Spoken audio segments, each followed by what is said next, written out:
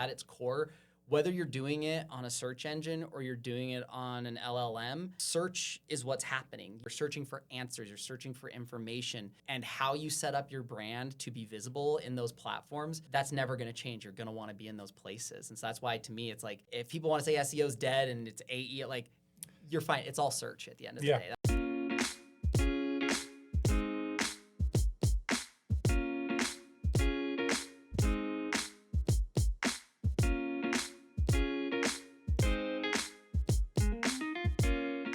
All right, Michael, thank you so much for Yes. joining us today. Absolutely. This is going to be exciting. This is a little bit different than the format that we usually handle because it's all about technology Yep. and how founders and CEOs are using it. But I think what's going to be exciting about today is teaching a topic that a lot of people say they can do, but not many can actually fulfill on in the complexity of what search engine optimization is. Absolutely. So as an introduction for you, BSU grad, Yes. you've been laser focused on search engine optimization for as a service to companies for over 12 years now. Correct, 13, yeah.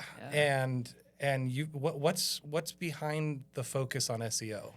Yeah, so I mean, the journey to SEO is different for just about everybody, but in a lot of ways it's the same. Really, there's no college degree that you get for SEO. So usually it's like, hey, can you do this as well? And then they say, sure. For me, I was a salesperson working at a Sprint store, doing retail sales, and was burnt out and not enjoying it. And I said to my brother, hey, do you know anybody who's hiring? And he goes, my friend has this business. They do this like Google thing with the algorithm. He's like, do the Google thing. thing. Go to the Google thing. And I was like, he's like, they need a sales guy. Go talk to him. So I threw my hat in the ring, got it, and took off from there. About 4 years ago now, I started my own agency and started building that out. And so, yeah, I been in the SEO industry for a while now. Spend a lot of my time working on the off-page SEO side of things, so digital PR, link building, those types of tactics. But definitely spend plenty of time on the on-page and technical and content side as well. That's like the exact same story with Rachel. She's now our digital marketing strategist, but she started off just helping out right out of college with social media. Yeah. And it came down to the point where we're rebranding the company, and I'm like, Rach, think you could learn SEO? It looks scary when you look at the checklist, but it's not. Just do it once, work it through. So share a little bit about that journey for you, Rach. Yeah, so speaking to what you said about your education and how there's no real degree for SEO, I went to University of Idaho and I graduated with a major in advertising and a minor in professional writing. And I knew that I really loved the problem-solving aspect of marketing, but I came to End-Time Tech doing social media, and that was pretty much all I was hired for. It was like, make some cool graphics, post on social, get some brand awareness. But then I got to a point where it was like, okay, I need to do something else. And we had this need for search engine optimization. And so Eric came to me and said, hey, how about you be our SEO guru? And you'll kind of learn it from the beginning. And I was like, oh my gosh, this sounds totally overwhelming. I don't know what a Robots.txt is. I don't know what a sitemap is. Like, I know what a website is, obviously, and I've done writing work and content writing, but not necessarily in the optimization space where you're like putting in keywords or thinking about audience research and what's going to resonate with people. It was more assignment-based writing. So it was totally new to me, but I was like, okay, this is a new challenge for me. I love to learn, and this is a field that I know is always changing because people always talk about, oh, the Google algorithm did this, or SEO is dead, or like AEO or AIO, and all these different buzzwords that we are seeing now.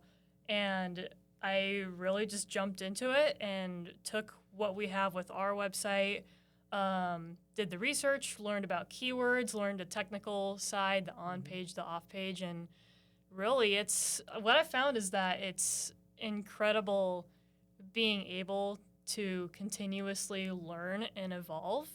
There's a huge sense of fulfillment that comes from taking this project, like this website or this company, and building in the optimization to really reach who you're trying to reach. Because if you you can have marketing, and most people understand marketing, but a lot of them don't really acknowledge the importance of SEO and how that plays into it. And part of that is that barrier of what does this even mean, or what really is it?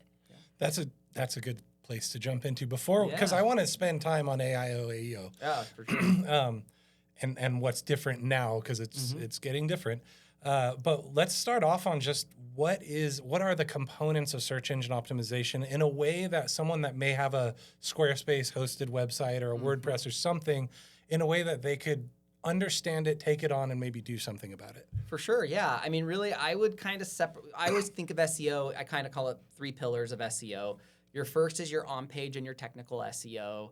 And really what that is about is it is about providing a good experience to Google for it to understand what your website is about, what each page is about, and then from there, making a good experience for it when it is crawling and indexing your website. So to explain crawling, basically what happens is that Google sends out what are called spiders, and they're little bots that are going through the web, finding pages, going through everything that's on the page, and then putting it into its index, like almost like a library, so that then it can retrieve your page when somebody's searching for something.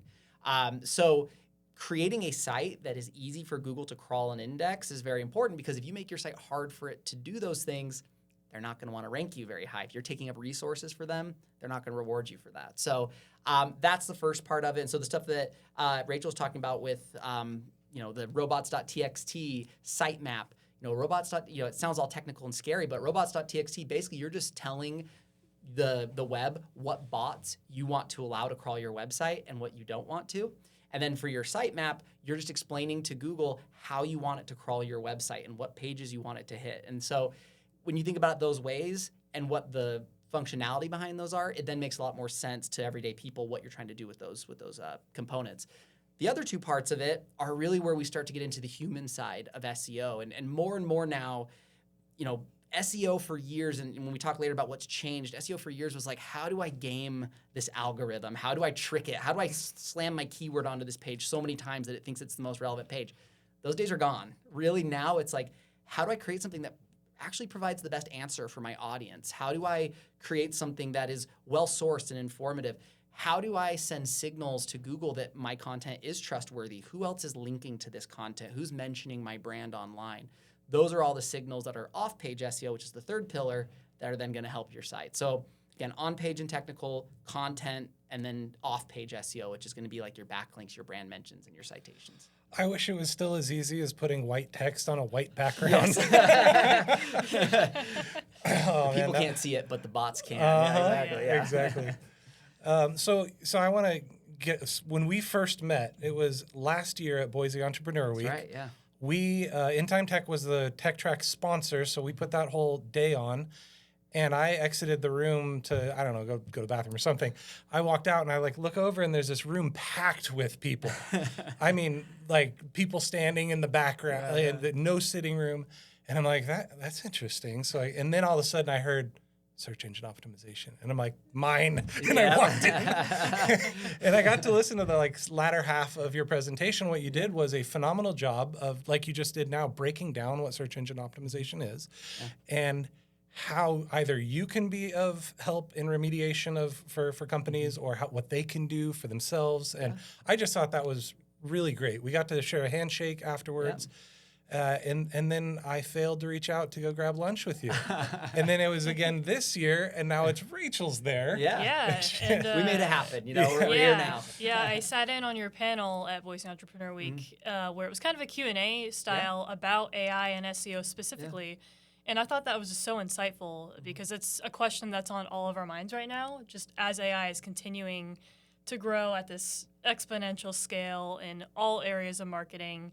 And we just can't ignore the potential repercussions. So for sure, it's a shame that SEO is dead. No one's interested in it, right? I mean, dang, I should have thought about that. But no, it's crazy. Every time I go give a presentation at places and talk about SEO, and then talk about whatever you want to call it, AEO, AIO, et cetera, that's still a very engaging, interesting topic. And I think because at its core, whether you're doing it on a search engine or you're doing it on an LLM, search is what's happening. You're searching for answers, you're searching for information, and how you set up your brand to be visible in those platforms, that's never going to change. You're going to want to be in those places. And so that's why, to me, it's if people want to say SEO is dead and it's AE, like, you're fine. It's all search at the end of the day. That's what we're doing. It's still the same concept, but we're finding more and more that little tweaks to how you lay out your content are really where it's at. So we're a full-scale AI company. We build like inside enterprise data, so your data doesn't have to leave your ecosystem.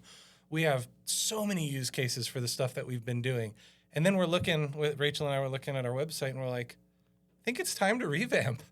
And so we're rebuilding out a lot of stuff to be more in that question answer format. Yeah. So what questions might people be searching for that we would want to help them be relevant? So, using more bullet points than paragraphs. And what are some of the other tricks and tips around content now? I mean, you're hitting it right now really well.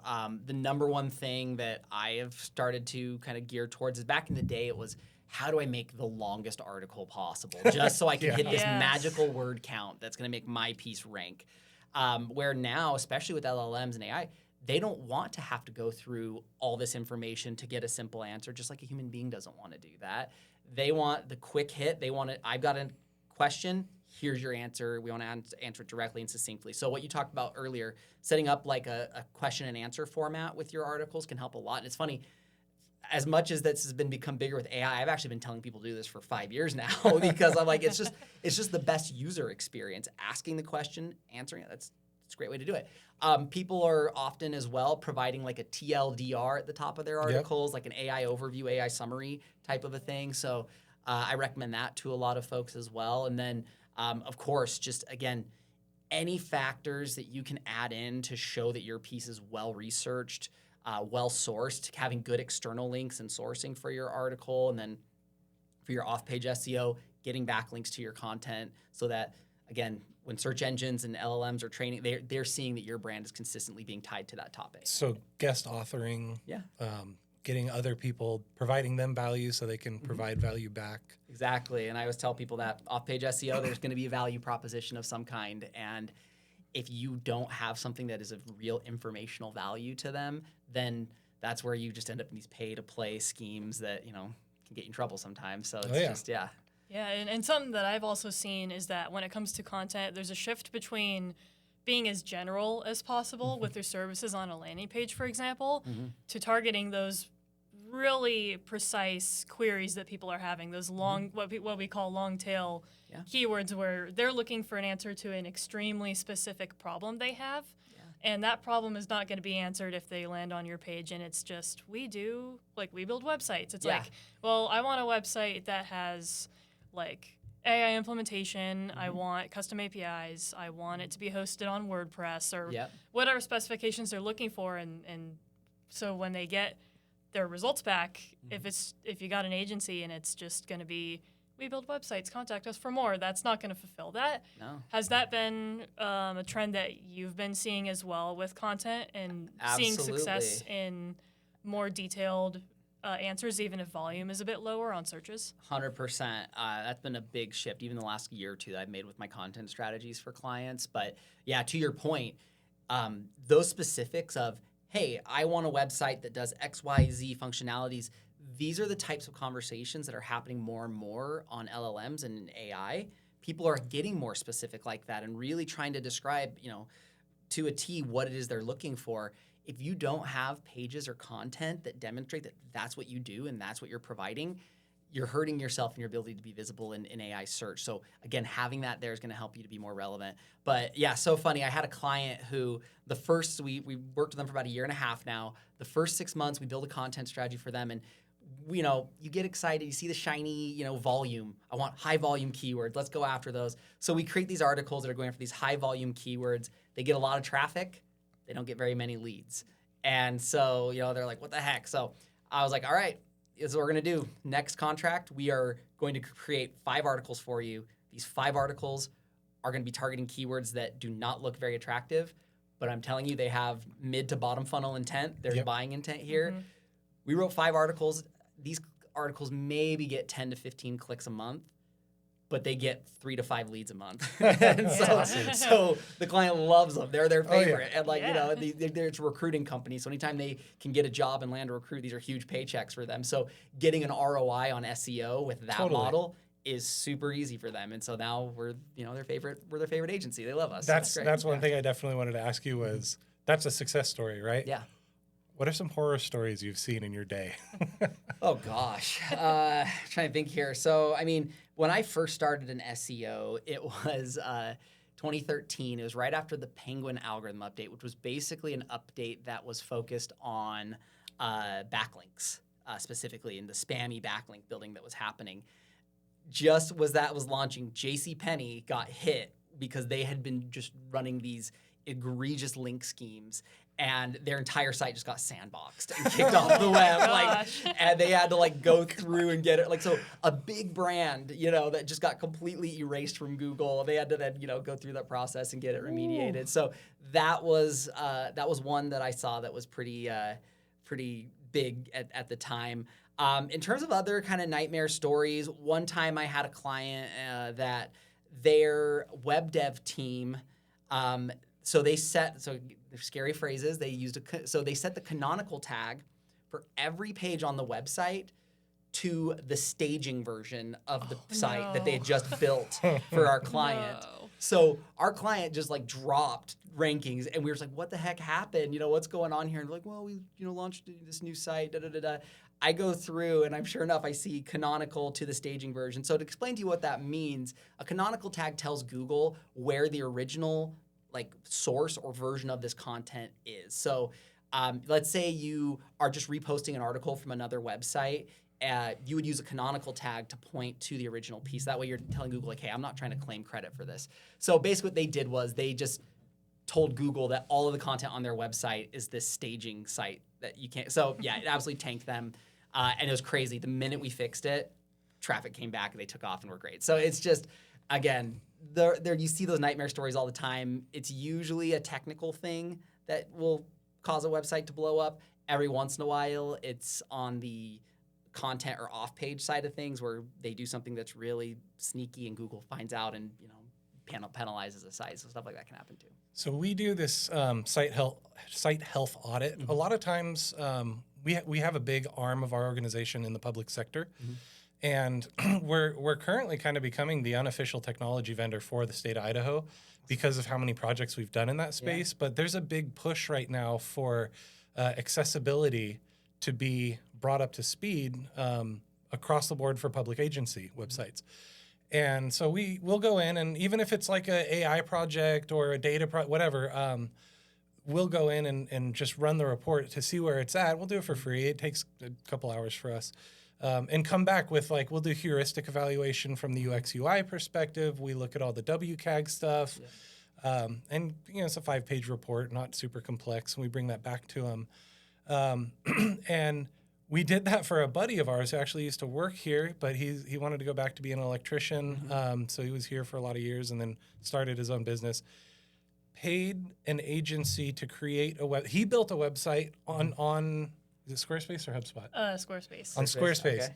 And which is fine. Yeah, it's fine. And actually there's some cool SEO tools. I used to rag on Wix and Squarespace and all those, but they've come a long way in their abilities for SEO and optimization and stuff. And it's like, hey, go for it. I've seen really good sites on Wix and Squarespace over the last couple of years.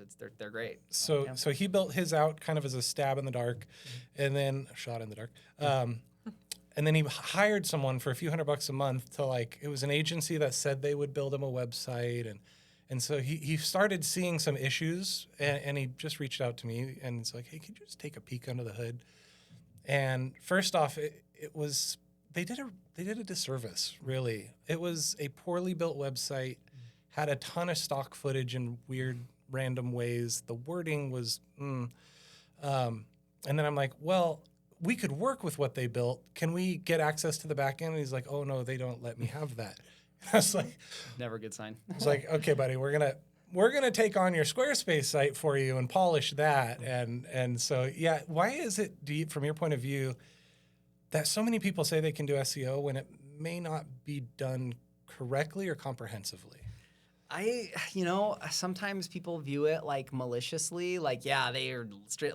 I think there are some people who genuinely think they know what it takes to do SEO, and the landscape in the industry has just moved on. It's completely changed over the last 10 years. So if you're still trying to do SEO the way that it was supposed to be done 10 years ago, you're not going to be doing it the way it's going to matter and help people now. Like I had a client that I'm talking to. It is a big organization, a big company. And when I look at the backlink strategy that is being used, it's guest posts that are like top business loan websites. And then it's a link with an anchor text that's business loans, and it goes through. I'm like, guys, this is stuff that was happening in like 2013. Like you guys like, and again, for them, it's like, they're like, we're building links. And I'm like, not. So yeah, I think there's just a lot of people who necessarily aren't keeping up with the times. And then the other part of it as well is when you are perhaps like a jack of all trades, you do a lot of different things. The level of understanding that you have in SEO might be like, yep, I'm just going to check off the basics. I'm going to make sure there's an H1 tag, make sure there's a title tag, that we got our keywords in there. And that's all it's going to take, and then we'll see what happens from there. There's some people who think that's what SEO is, and that's the start. That's the first part. Yeah. So how do you keep up to date with what matters? Yeah. Algorithmic changes and stuff. Yeah. So there's a few different things you can do. Number one is keep an eye on like the search, like the big publications in the search industry. So Search Engine Journal just presented there yesterday. They're a great publication. Nice. Search Engine Land is great. Google they got rid of it, unfortunately, had a search liaison who would kind of like give people feedback on what's going on at Google. But if he's no longer there, but you can, like, John Mueller's the guy's name. He's one of the heads of search that you can kind of pay attention to, and he'll give you feedback. Gary Ilyes is another. So there's a lot of really good people, both in Google and without Google, that are really knowledgeable on what's going on in the industry and what changes are happening. So a lot of it is just taking it upon yourself to keep yourself up to date. I don't think it's something you have to do every single day, but if every month you were doing a little deep dive, maybe find a good roundup email or something like that you can receive, like, great stuff to do. Yeah, so I've seen often that there are companies that really need SEO, and in fact, it's kind of a requirement nowadays. If you have any sort of digital presence or website, you need to have SEO to some degree, but they don't have the bandwidth or the knowledge or the skills to take it on. So out of those like basic requirements, what would you say are some things that a company can do on their side to at least have some kind of healthy presence that they don't have to outsource to an agency perhaps, or anything to at least help them get started in the learning process? Yeah, so most companies, like, you'd want access to a tool like Ahrefs or SEMrush or something like that that can get you. We love SEMrush. Yeah, SEMrush is great. Those are awesome tools. You'd want something like that. Those tools are going to cost you anywhere from $100 to $300 per month, depending on what level you get into those. If you have budget for that, start with those tools. You can type in phrases and keywords and questions that you think people in your industry are asking, and you can get data back to show you what's actually being searched and who's ranking for it. And then you can use that competitor data, look at their pages and see what kind of page they're using to target that keyword, and then try to create something similar for yourself. That's something you can do right away. If you don't have access to those tools, the number one thing you can do is understand who your customers are. So talk to your sales team, talk to your marketing team, find out what are the challenges, pain points, questions that your customers are asking.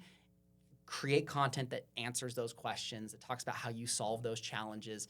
That is like the best thing that you can do to start getting content out there that can rank on Google. I want to rabbit trail for a second on this.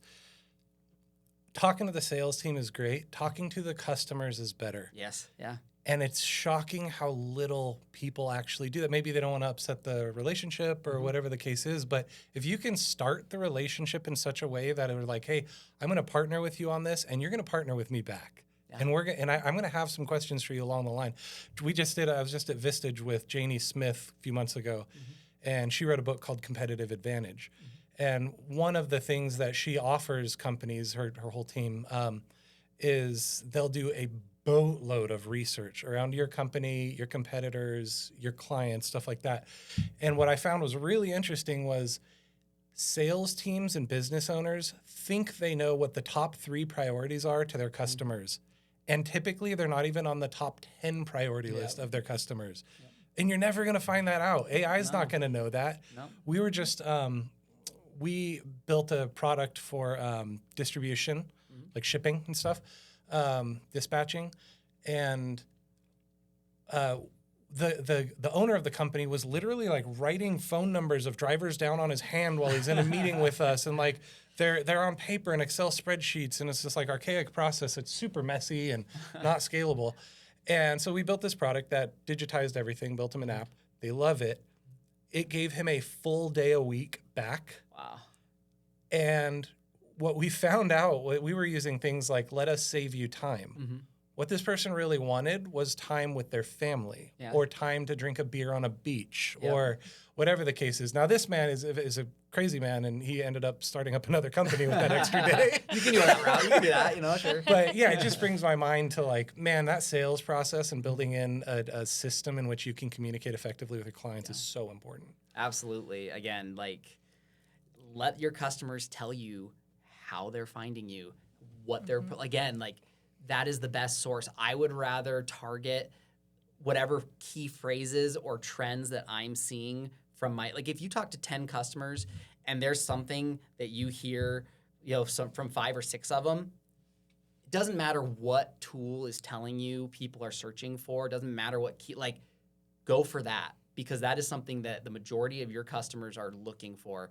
And if they're looking for it, other people are. So, like, find a way to go after it. Yeah. And then from start to end, you're really dialed in, and it saves you the time and stress and angst of having to go back and rewrite your content. Yeah. Like some 3 to 6 times. Exactly. So how does AI play a role in your system? The value you provide to customers. What kind of tools are you using personally? Yeah. So AI is, to me, like, the way I always kind of describe it in the SEO industry is it can't be your end-all be-all. If you think that SEO is just saying to AI, create an optimized article about this topic, go. Like, that is not going to get you where you're trying to go.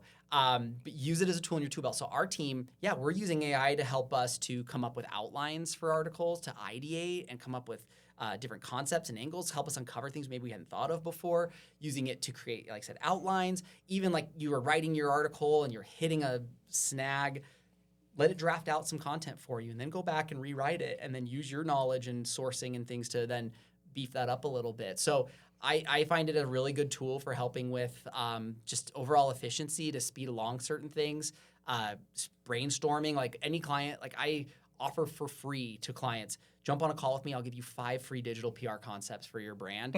And it's because I've got a really good ChatGPT build out where I can just say, here's the website, and then it will go through and create these awesome topics. So they get insane value because they're finally getting direction on what to do with their digital PR. Yep. It takes me 2 minutes, less than that, 1 minute, to just run that thing, copy and paste it. So that's awesome. Yeah, there's all kinds of things that you can do and use it for. And then just, again, in the search industry in general, I think it's just really shifting us to have to think about things more conversational, rather than what's the quickest way people type things. Instead, now, what are the different phrases and ways that they might describe? What is the sentiment and intent behind what they're saying, and aligning with that? A couple thoughts come to mind. MIT just came out with a study not too long ago that said 95% of employee usage of AI, usually it's shadow prompting, which means they're doing it more on like personal levels to figure out problems to their own workflows. But 95% of usage has 0 impact on the P&L. Yes. That's crazy. I remember that day because the stock market took a lot of the AI stocks took a hit that day because it was such a big study. I remember that one. And again, it's so true because, again, we as human beings can naturally be lazy, and we are going to run to the lowest entry point for this new tech that we get, and so we just think, like, I can outsource my thought process. I can outsource my skill to this. And it's like, no, you can't. Like, you can outsource your time to it. You can outsource but you need to be knowledgeable enough in what you're doing to know how to give it instruction and direction to deliver at an acceptable level. So maybe not, I shouldn't speak to, I shouldn't speak in definitives here, but it's like, right now you can't outsource that. You need to still have your expertise and knowledge in what you're doing. And the end goal at the end of the day is to reach humans. Yeah. So exactly. that has to be kept in mind. If you tell the AI to write for other AIs, then people are going to be craving that. Like I'm telling you, AI's favorite thing is to say in a world where, Yeah, right? in When today's today's digital world. in today's digital world. Oh, So here I go, AI speaking. In a world where all content sounds exactly the same, it's just AI, gobbledygook. It's like, no, like people are going to be craving authentic human content. It's something that's different. And so, again, how you can get your authenticity and your message through while then using AI to help you do that more efficiently, that's where you're going to find that like kind of golden balance. And that's a big point that Dan Martell makes a lot. He wrote a book called Buy Back Your Time. And it's not about how do I make my life easier. It's about how do I make my bandwidth increase. Yeah. And so one of the big initiatives I have for our marketing team is I need 30% minimum bandwidth to be recreated by figuring out what workflows you can bring AI into. Yeah. And I've seen, I mean, even in what we do, building out prompt libraries. And there's so many things you can do to just make it faster. And 100%. I think it's common knowledge, but I'll say it anyways, is use AI to get you 80% of the way there when writing content, but do the last 20% yourself. 100%. Like I said, I think there's usage for it at every step. And then it's just, again, using your expertise, your message to then guide that process along. Yeah. And something that we say a lot too is to treat it like an intern. Yes. So, for example, have it one way that I think it can be particularly useful is to have it gather news on a daily, repeating basis for the research side of things, so that you don't have to spend that time doing like social listening. And kind of like doing the dirty work that's like, oh, I'm going in this 100%. spreadsheet, I'm filling in these cells, but all the creative work and the work that really requires your in-depth knowledge. Those are the things that are going to mean the most to people, and that's really where it's going to be key. Menial tasks, data entry, like all that, like exactly, like get those things off your plate. Like I always tell I think the same exact way. I'm like, listen, you are an X $1,000 per year employee. I don't think your time, it's not worth it I shouldn't be spending this much money to have you do these things. Like, exactly that. And so using AI is the way to let you spend the time where your specialty will mean the most. Like that's... Yeah, and especially if you can tag team it, because I just did this a couple days ago. We have a project where we were optimizing some titles and meta descriptions and URLs for this really large website that has about like 800 pages. Yep. And obviously, you're not going to go in and type in https://websitetitle.com/ like with the same parameters and same format, right? And so I actually used a combination of Excel and ChatGPT to have it generate the formula that would match a convention for each URL. Yeah. So, for example, each category on the page was like, let's just say, title/category/category 2. Yeah. And then from there, you just plug in the words and then have Excel use the formula to drag it down for all 800, and then you're good to go. And then we pass it off to the developers who are just going to copy and paste that URL into the page in development. Yeah. And that was just crazy to me how I was able to implement a tool like Excel, where it's kind of a specialized use, where you have people that are insane Excel gurus and write the formulas, and then people like me who are like, I know Excel can be great at saving time, but that's a whole nother load in itself. Yeah. And so really, the cross integration between AI and platforms is also such a huge time saver. It's worth double clicking on time saving as a topic. Oh, 100%. So I regularly will have my team, we use a free tool called Clockify, and it sounds like a mean thing to do. It's not a mean thing. It's a very loving thing, because my goal is to get everybody aligned on how they're actually spending time, myself included. Yeah. I get interrupted like 400 times in a working day. So we'll use Clockify and literally book it out like every 5 minutes. What have I been doing? Oh, wow. And then we color code that into work blocks in our calendar. And then we have little flags for no interruptions because I'm in this work block. It's like office door closed. But if you can really dial in a good, solid day with little interruptions and have the data to show that, and then maybe do that for just 2 weeks or something to really to have the data. And then you figure out what in that list over the 2 weeks have I been doing that I don't like doing. Yeah. I don't want to do that anymore.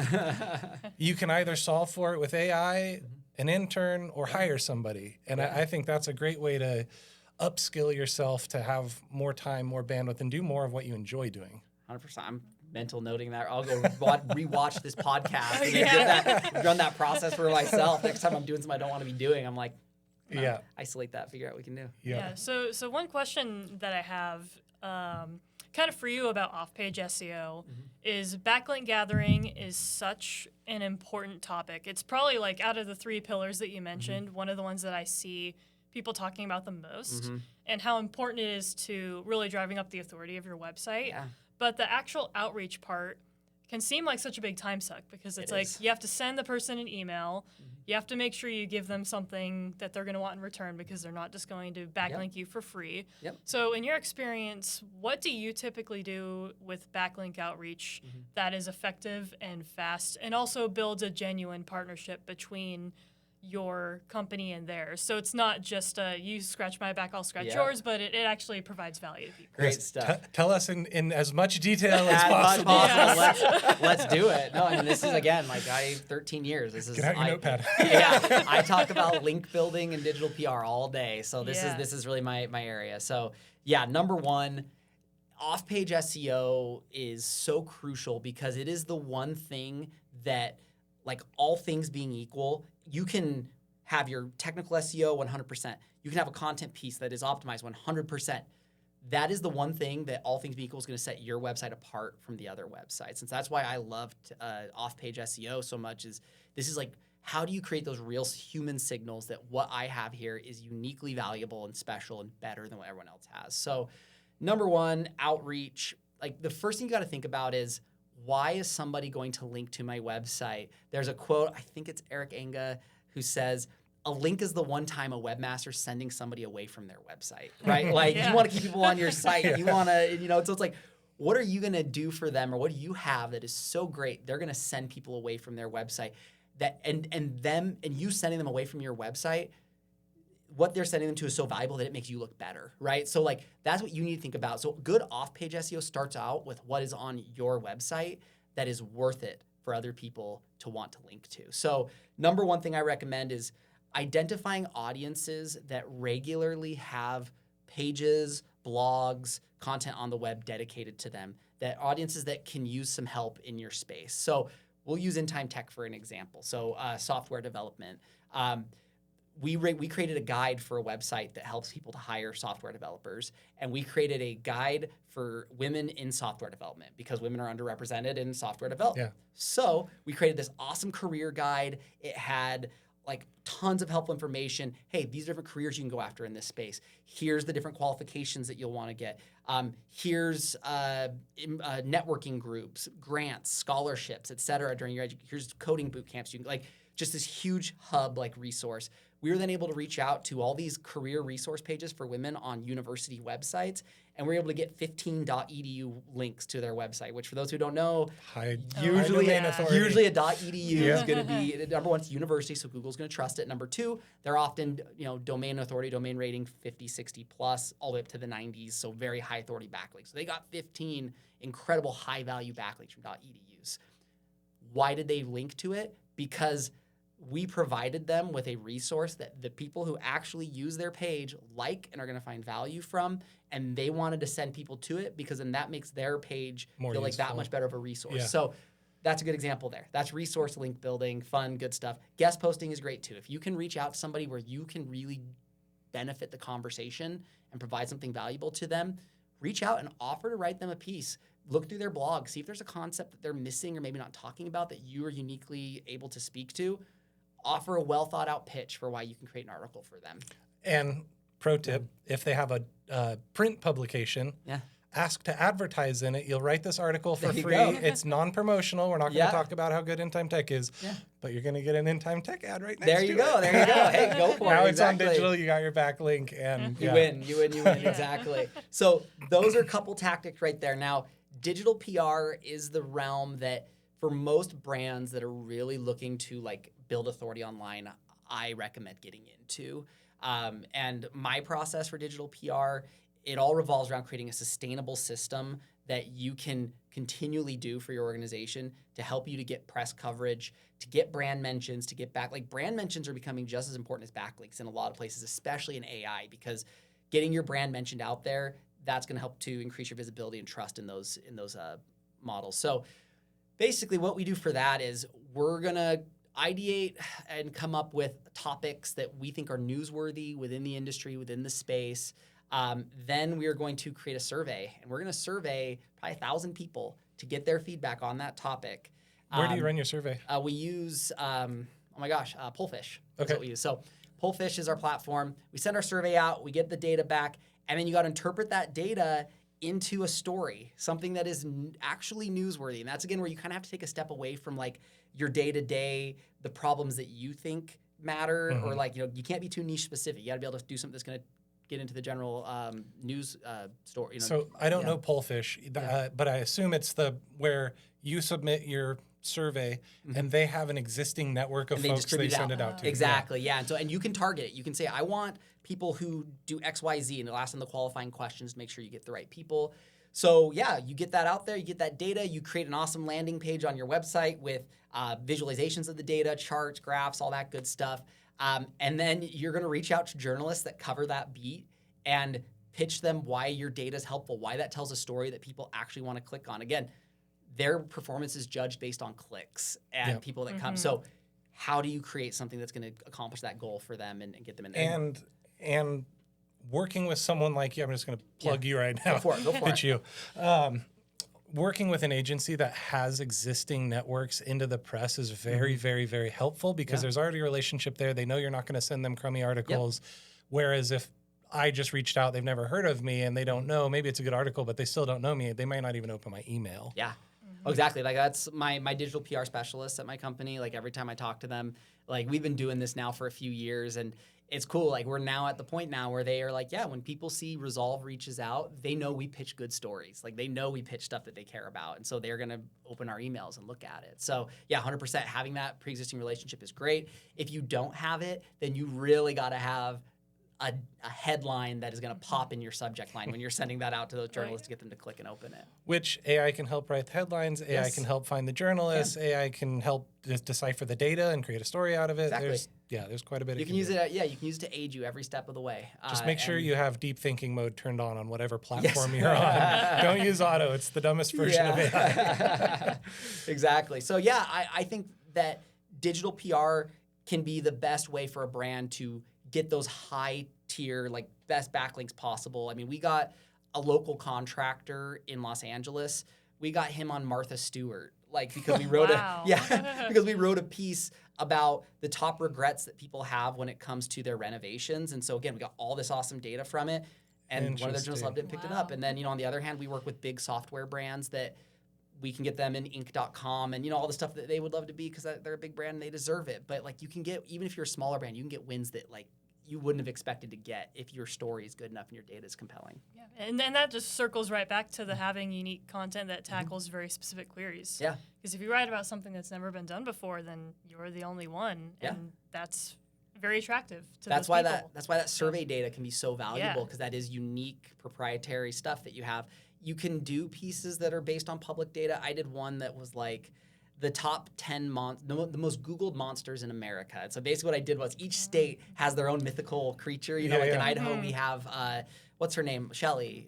Charlie up in Lake, the one in McCall. And then we've got Bigfoot up in Washington, all that kind of stuff. So we found what each state's monster was, used Google public data, used Google search trends data to figure out which ones were getting searched the most each month.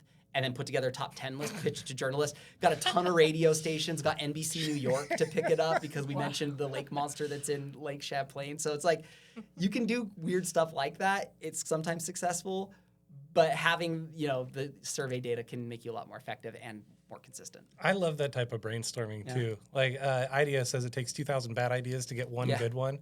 So saying something like, let's write about monsters in each state. Like, I don't know if that's the good one. Yeah. Turned out to be. Yeah, exactly. And like I did another one that like we had AI create a superhero for each state and then pitched that out. And that one was a little more, again, just weird stuff. And sometimes they work. Sometimes. Do you have any additional? We always end on a couple rapid fire questions, and then. But do you have anything else you wanted to jump into before we do that? No, I don't think so. This has been so enlightening. fun. Okay. Overall, best AI tool that you found that you use. I mean, I'm such like I still just use ChatGPT a ton. I don't know how to like say it. Like I wish I could tell you I'm a big Claude guy or something, but I just love ChatGPT. I use that a ton. But yeah, there's a few I've got an eye on. I think there's one called, oh gosh, what was it? 8x8. So I don't know. There's this one like it's a workflow thing I'm trying to get into, but yeah, I would say. Are you talking about N8N? Yes, exactly. Yeah. N8N. Yep. They're actually we built something that does what N8N cool. does. Okay. It's called Data Insight AI. So Okay. I saw N8N and I'm like, ooh, I want to use that. Oh, I don't have to use it. We can do it. Yeah, just make one. That's cool. I just talked to a guy that's using it to, basically, he has a Google document that has a huge list of all of the LinkedIn accounts that he wants to engage with. And so every day at noon, it goes to that page, AI, agentic workflow. We'll go to that page, look at all of these people's profiles, figure out, based on certain criteria, which ones posted about something that he would typically comment on. Then it goes into another type of AI where it formulates a response to that. Then he gets a Slack message that's like, here's the post, here's my proposed response, accept, deny, or redo. And and it does it. And he showed me his engagement. His engagement chart was like do, and then the last 2 months of using it was like do. Wow. Yeah. Jeez Yeah. Louise. Yeah, I've heard awesome things about that tool. I got to get into that for sure. Yeah. Yeah. Also, there's an AI for that.com. There's an AI for that.com. Okay. There's THERES, an AI tool for you. Literally just type in what you need: Excel, video, whatever, and it comes up with this huge list. There's like, I don't know, I want to say like 20,000 AI products on it. Probably more at this point. I'm on it. What's the weirdest AI tool you've seen? Oh gosh. There's a couple of them. I don't know. I mean, like, to me, the one thing I will just never forget when it comes to AI are the early like Dolly videos that would be created. And there was one of like Will Smith eating spaghetti that was just like so mind-blowing and weird. And I just remember seeing that and being like, this is never gonna work. And then now, like literally 4 years later, AI video is like lifelike. So it is that I'll never forget being weird. That was the most weirded out I ever was by AI. And I'll never forget that for sure. Yeah, early days of AI where ChatGPT was used to like generate silly stories. Yeah, exactly. Based off of existing properties, and it was like, no, that's not what this is about. Can you make a rap song about X, whatever? Like, I can do that, I saw one, Pickle AI. So if you're on a lot of meetings like I am, Teams, Zoom, whatever, it face maps you. And then, I don't know if I have all the details right because I've never used it. It would be weird. But it can put you in a suit on camera. And I could be in my chonies eating Cheetos on the couch and just speaking into the microphone, and it'll look like I'm there present and eye movements and different things like that. That was a weird one. I will say one funny AI thing I've done is I used 11 Labs, I think, the audio one, and I created a voice model for myself. Then for all the blog articles on my website, I created a podcast using my voice model based on those articles. And then I put that podcast out on like the podcasting networks and then got all the stuff there with links back to my pages and all of those. And those pages perform better for keywords after that. So if you want a little SEO hack, getting some multimedia stuff out there, the podcasts, I will say, when we talk about weird, they're nearly unlistenable. Like the way my guy presents with it, I'm like, that's not me. I'm better than that. But no, it was pretty fun. So that is a fun little SEO thing I did that was a little weird, but actually effective. I had a conflict with my wife recently, small one. She launched Bite Size Mom. It's like a mommy blog for AI hacks and tips for moms to help streamline life. And she just launched it. But she got this AI tool where you can like give it concepts or lyrics or something and it'll turn it into like a little jingle. And I'm like, I'm not paying for that. Like that is so useless. Until my daughter got a hold of her phone, she's 6, and she's like, I love my dad, he's my superhero, and like this thing. And then I heard it and I'm like, all right, keep the app. This app is not stupid. Oh, that's great. Yep. Incredible. And then how much into the legal side does your company get? So when I say legal, I mean in 2024 there were 4,000-ish ADA compliance issue related lawsuits because screen readers can't go through websites because they don't have the right tags and stuff there or the right layout in UX UI.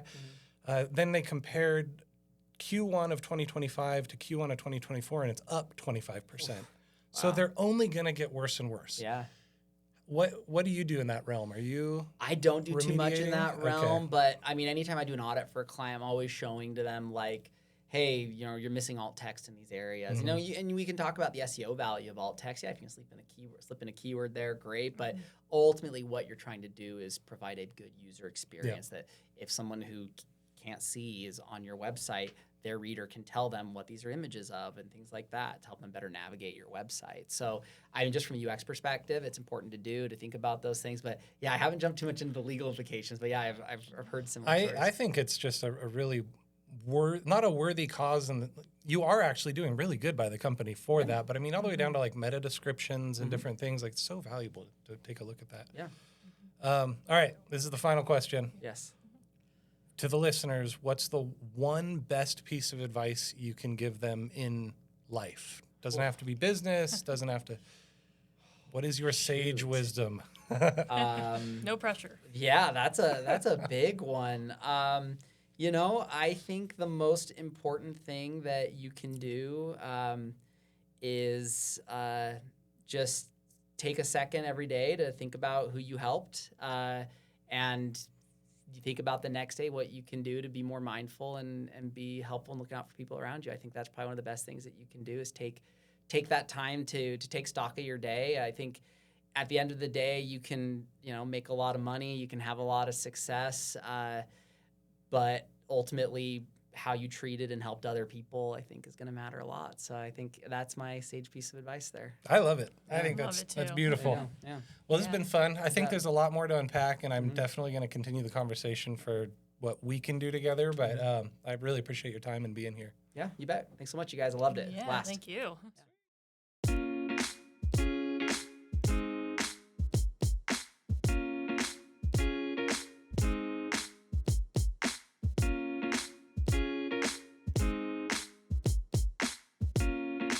Thanks for watching this In Time Tech podcast. If you'd like to learn more about what we can offer you, please visit our website, intimetech.com, where you'll be able to see the different capabilities and technologies we could provide you in your business. Also, don't forget to subscribe and follow us to get more amazing content like this. Thanks again, and we'll see you next time.